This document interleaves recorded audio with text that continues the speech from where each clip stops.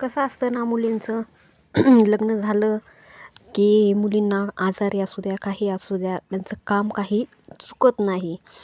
आणि त्यातली त्यात जर जॉईंट फॅमिली असेल आणि सपोज की समजा आता सून पण आजारी आहे आणि लेक पण आजारी आहे, तर पहिली घरच्यांना कोणाची काळजी असते माहिती आहे का?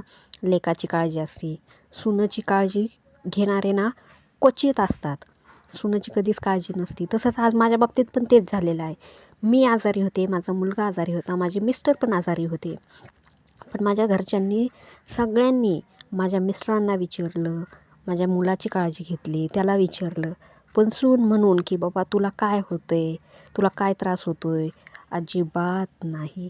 ती तिचं काम भलं आणि बाकी सया समजून तुम्ही आता काय समजायचं ते. मला फक्त एवढंच म्हणायचं आहे की सून पण तुमच्या घरामध्ये ना राबत असती, ती पण तुमच्या घरातली एक सदस्य असती. तिला जर तुम्ही जपलं ना तर ती तुम्हाला पुढं जपणार आहे. तर बस एवढंच आता.